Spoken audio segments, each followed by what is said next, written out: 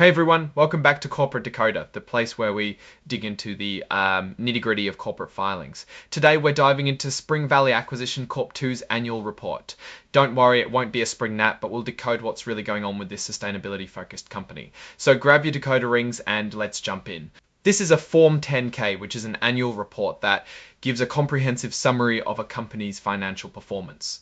So the company Spring Valley Acquisition Corp exists to merge with or acquire another company, particularly in the sustainability industry like renewable energy, resource optimization, or grid infrastructure. It's basically a blank check company looking for a good deal. The company's units began trading on the NASDAQ, but they are primarily searching for an initial business combination with a target business. They haven't engaged in any operations or generated any revenue to date and will try to make a combination within 36 months from their IPO. While they are focused on investing in ways to improve our planet, the company has no operating history, and their past performance may not be indicative of future results.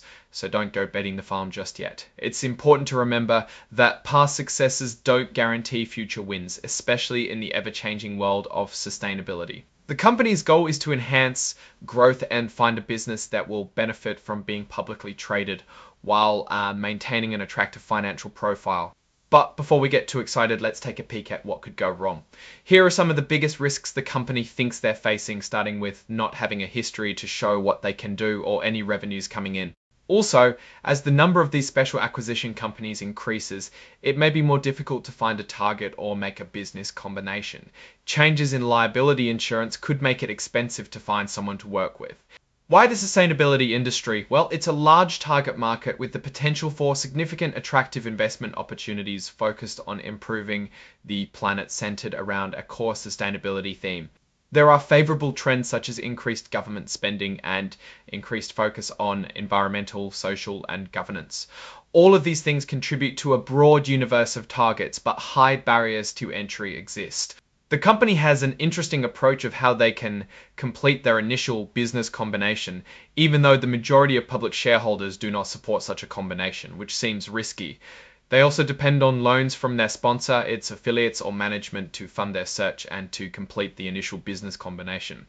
You should note they have no specified maximum redemption threshold, which means they may complete the initial business combination that the majority of their shareholders do not agree with.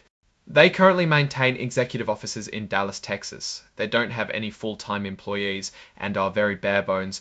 So how are their finances? Well, as of the end of last year, they had about $25.5 million in their trust account and around 9.9 million Class A ordinary shares outstanding, which means 745 million are converted Class A shares held by Spring Valley Acquisition Sponsor 2, LLC. Let's jump into the financial statements, starting with the balance sheet. Here are a few highlights from their assets. Cash top use, $495,352.505 Hintro, $2,552,058, and their total shareholders deficit side. Their total liabilities are shareholders deficit side. Their total liabilities are $1,708,768, and their total shareholders deficit is negative at $552,584,080.45 of deficit shareholders deficit side. Their total liabilities are $1,108,768,000. Their total liabilities are $1,152,055,084,000. Next, the statement of cash flows, which gives a good insight into the company's liquidity for the year. Net cash used in operating activities, $745,319,004. Then we have the statement of operations, where we can see how the company made money and what they spent it on. General and administrative expenses, cliche, $8042,565. In contrast, their income from investments held in trust account, how much they earned, USHM $7,061 they earned, CAM from investments held in trust account, how much they earned, Duran USHM $7,612.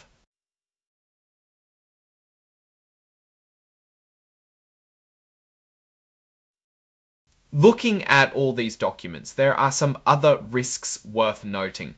The company is dependent upon its executive officers and directors, and their loss could adversely affect their ability to operate. As a reminder, their officers and directors have outside engagement, so they don't have to focus all their time to Spring Valley. So that could bring complications and conflict of interest. They may be unable to obtain additional financing to complete their initial business combination, so they could be compelled to restructure or abandon it. They are not required to obtain an opinion from an independent accounting or investment banking firm, and therefore they cannot assure you that the price they are paying for the business is fair to their shareholders from a financial point of view. The auditor's report has an explanatory paragraph that expresses substantial doubt about their ability to continue. They need additional funds to alleviate liquidity needs and complete a business combination by October 17, 2025. And if they don't do that, the company will cease all operations and liquidate. Overall, Spring Valley Acquisition Corp 2 presents a mixed picture. The market they are pursuing is exciting, and some past performance and social awareness may help them succeed in their goals. But there is a lot of skepticism around their ability to continue as a company. Thanks for watching. If you found this breakdown helpful, please like, subscribe, and hit that notification bell for more corporate deep dives. See you in the next video.